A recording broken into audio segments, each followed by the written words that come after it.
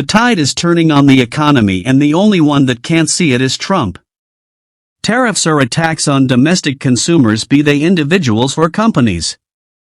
The net effect will be that tax revenue for the federal government will go up, but it will come out of the pockets of American citizens. This will essentially be a large tax increase on Americans. Thinking that tariffs on foreign-made items will bring jobs back to America is a pipe dream. Americans buy foreign-made items because they are less expensive generally, because labor costs elsewhere are lower than in America, or because they are not available domestically. American manufacturers may eventually make more products domestically, but eventually they will resort to automation to lower their labor costs. In the long run, this will reduce the amount of jobs in manufacturing. All this will result in a lose-lose situation. Trump is basing his behavior on the value of trade imbalances. This is a false narrative. A simplistic way of looking at it: if the US could import everything it needs to consume, for $1 in total, and no other country bought any of our stuff, we would have an infinitely large trade imbalance, percentage-wise, i.e. $1 divided by 0. But we would be living very well. However, to balance this perceived injustice, Trump, based on his tariff-setting logic, would feel the need to impose infinitely high tariffs on everything we import, so then we couldn't afford to import anything. So we'd have nothing to consume. Regarding Trump's tariffs, no decision-making involved, just spitballing. Per CNN website article, the administration's calculation divided a country's trade deficit with the U.S. by its exports into the country, times 1/2. If this is correct, consider an example. Small country produces coffee, which U.S. can't produce, but has to have. Small country has a single, large coffee farm owned by a single, wealthy landowner. U.S. buys $100 million per year of that coffee. The small country is poor and its population only buys $10 million of U.S. stuff. The wealthy landowner buys nothing from the U.S. Per Trump, the trade deficit is $90 million. Per Trump's tariff calculation, $90 million, trade deficit, divided by $100 million, imports into U.S., times 1/2 equals 45%, the computed tariff rate. That tariff will cost U.S. consumers $45 million. They will then have to pay $145 million to drink that coffee. The U.S. federal government will take in the $45 million, which comes out of the pockets of U.S. consumers. Think tax increase. Conclusion: Trump thinks he is punishing the small country for being too poor to buy more stuff from the U.S. But the wealthy landowner will still get his $100 million. Trump has proclaimed this will take in huge amounts of money, but it takes in nothing from other countries, it just picks the pockets of its citizens. There is absolutely no rational justification for Trump's tariffs. Any way you look at it, tariffs are a tax on Americans.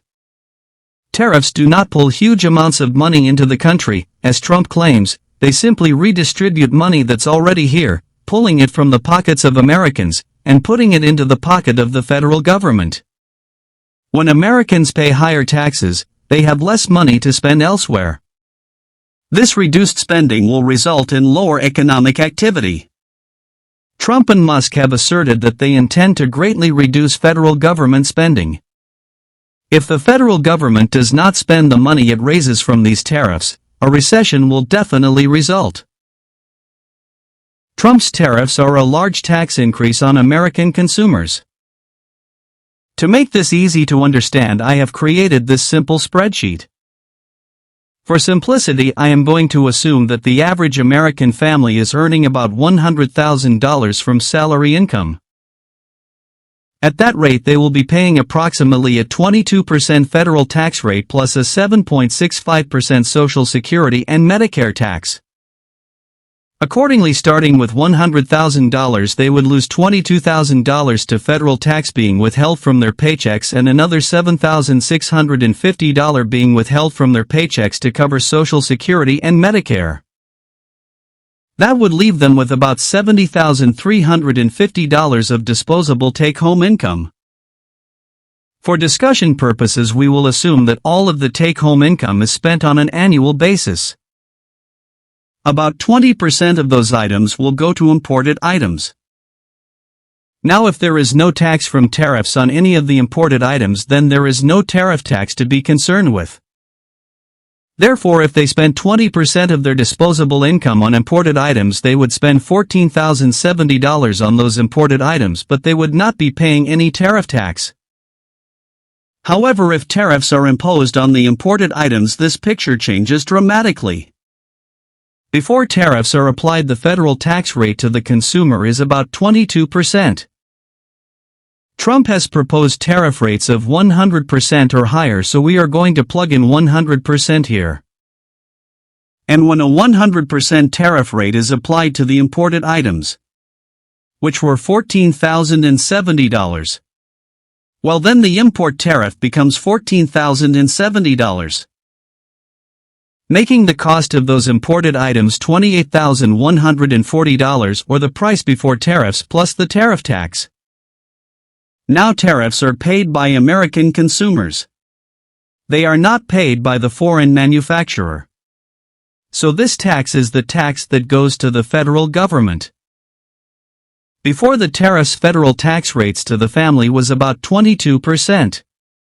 However, the federal government will now collect not only the original $22,000 in federal income tax but the additional $14,070 in tariffs, bringing the total to about $36,000, or making the federal tax rate 36% based on their $100,000 a year income. Looking at it another way, if their take-home pay was $70,350 and they spend $14,070 on imported items, they would still have $56,280 to spend on other things. However, if the tariff rate is 100%, that number is reduced to $42,210, which is approximately a 25% reduction in remaining spending power. Before leaving, I want to point out that so far we've based our discussion on a family earning $100,000 buying about 20% of their stuff from overseas. What happens if you're at the lower end of the economic scale and you only make $10,000 a year? Because of that, you have to spend a higher percentage of your income on imported stuff, mostly food. Because a lot of our food, particularly fresh fruits and vegetables, comes from overseas. Even at a 100% tariff rate, if we bumped the percent of your money that you had to spend on imports from 20% to, let's say, 50%, let's see what happens. Note that not only does the accumulative post-tariff federal tax rate go up a lot to 46%, you actually have no money left over to spend on anything else. In this case, I assume we were spending 50% on fruits and vegetables because we are poor.